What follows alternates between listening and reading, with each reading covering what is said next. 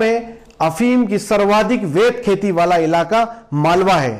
मालवा और पड़ोस के मेवाड़ राज्य में अफीम की वैध खेती होती है, लेकिन पिछले काफी समय से लगातार ये बातें उठती आ रही है कि अफीम की खेती पर संकट के बादल मंडरा रहे हैं।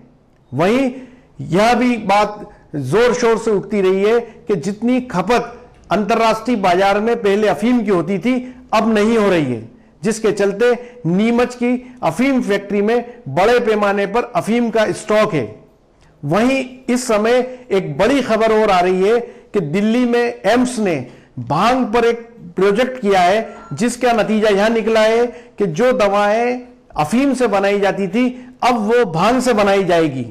यदि वो दवाएं भांग से बनाई जाती है तो कहीं अफीम की खेती पर एक नया संकट तो नहीं मंडरा रहा है। इस पूरे मामले पर बात करने के लिए हमारे साथ मौजूद है कृषक संगठन के अध्यक्ष और आरटीआई कार्यकर्ता प्रभात भट्ट। आइए उनसे जानते हैं कि ये पूरा मामला क्या है, एम्स ने किस प्रकार का प्रयोग जो है वो भांग पर किया है और उसके क्या नतीजे सामने आए हैं। देखिए, भारत सरकार के जो दो मंत्रालय हैं उनमें आपस में सामंजस्य नहीं है। जो भारत में अफीम की खेती होती है वो अंतर्राष्ट्रीय नारकोटिक्स कंट्रोल बोर्ड की संधि से बंधी हुई है और उन शर्तों और प्रावधान के तहत ही खेती कराई जा रही है। आज भारत में जो लाइसेंसी खेती हो रही है मध्य प्रदेश और राजस्थान में, उसमें चिराई पद्धति से अफीम खेती हो रही है। लेकिन एम्स ने ऐसा कहा कि साहब यहाँ पर ये जो अफीम है ये नशीली ड्रग्स हैं और इसके विकल्प की बात की गई। उन्होंने ही मंत्रालय को सुझाव दिए। अब आज एम्स एक नई विपत्ति किसानों के सामने खड़ी कर रहा है। वो ये कहता है कि हमने एक पायलट प्रोजेक्ट द्वारा भांग से जीवन रक्षक दवाई बनाई और उसका हम सफल प्रयोग कर रहे हैं। जो कैंसर के मरीज हैं उस पर हम एम्स में भर्ती हैं, उन पे हम उसका प्रयोग करेंगे।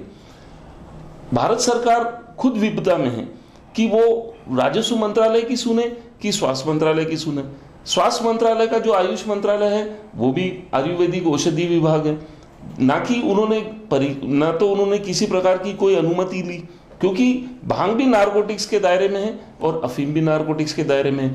लेकिन भारत में आबकारी के तहत भांग की खपत की जाती है और अफीम की जो खपत होती है वो नारकोटिक्स के राजस्व मंत्रालय के द्वारा, वित्त मंत्रालय के द्वारा की जाती है। आज जिस तरीके से किसानों पर कहर हो रहा है, उन्होंने कहा था पहले कि हम एक विकल्प लेके आएंगे बिना चिराई का, सीपीएस पद्धति। उस पद्धति को तो न लाया गया, लेकिन एम्स ने एक नया विरोध खड़ा कर दिया। एम्स ने ये सुझाव दिए कि साहब अब हम भांग से जीवन रक्षक औषधि बनाएंगे, जो औषधि अफीम से तैयार होती थी। लेकिन उन्होंने अंतर्राष्ट्रीय नारकोटिक्स कंट्रोल बोर्ड की जो संधियां हैं उनके प्रावधानों का खुल्ला उल्लंघन किया है और नारकोटिक्स एक्ट का उल्लंघन कर डाला है।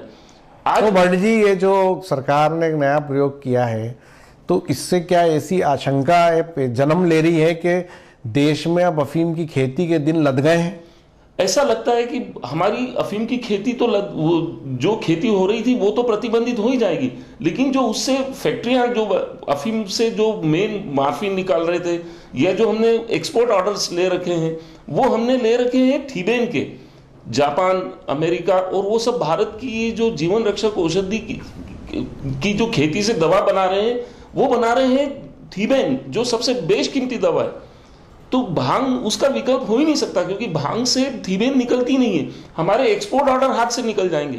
तो ये प्रयोग होने से लोगों में ये आशंका क्यों पैदा हो रही है कि इससे अफीम की खेती पे संकट आ रहा है? भारत सरकार ये चाहती है कि अफीम खेती को हम बंद कर दें और डायरेक्ट इंपोर्ट कर लें। प्याज और लहसुन के लिए आई बुरी खबर के बाद एक खबर और इस समय जो चल रही है वो ये है कि अब भारत सरकार भांग की खेती को अफीम की जगह लाने की तैयारी कर रहा है। और जैसा कि आपने भी सुना, प्रभात भट्ट जी ने साफ तौर पर कहा कि सरकार की अस्पष्ट नीतियों के कारण देश का किसान बड़े संकट के अंदर है और सबसे बड़ा संकट अफीम की खेती पर है और ताज़ा मामला भांग से दवाएं बनाने का है। मेरे सहयोगी दीपक खताविया के साथ मुस्तफ़ा हुसैन, नीमच।